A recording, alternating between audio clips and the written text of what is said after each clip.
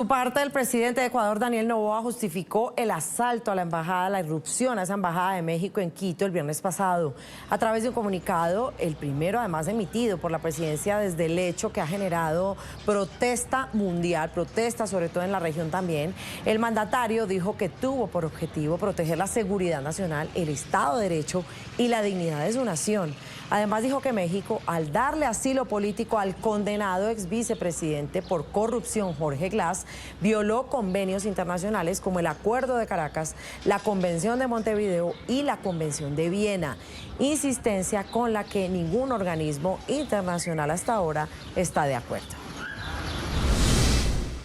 Mi obligación es cumplir con los dictámenes de la justicia y no podíamos permitir que se asile a delincuentes sentenciados involucrados en crímenes muy graves, violando el artículo 3 del Acuerdo de Caracas, el artículo 1 de la Convención de Montevideo y el artículo 41 de la Convención de Viena, o se corre el riesgo inminente de su fuga, como nos ha pasado antes, y se burlen nuevamente del pueblo ecuatoriano.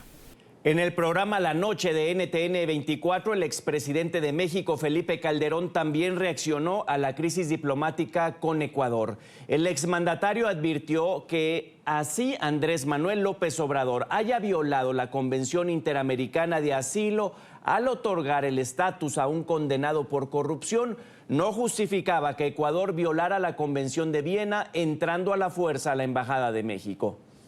México no debió haber concedido el asilo político a alguien que ya tenía no solo un proceso, sino tenía, entiendo, ya órdenes judiciales en su contra,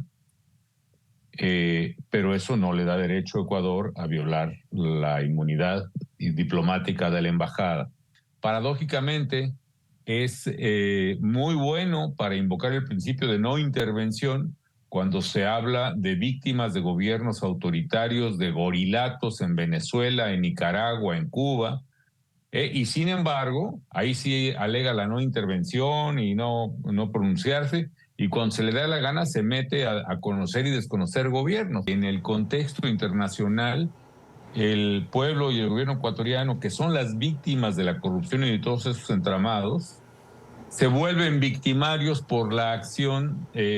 a mi juicio equivocada, de entrar a la embajada. Yo creo que incluso el gobierno ecuatoriano pudo haberse negado en todo caso a otorgar un salvoconducto para sacar a Jorge Glass de la embajada y llevarlo al extranjero, que ya ha ocurrido, por cierto, con varios ecuatorianos partidarios de su misma filia política, y permanecer en la embajada.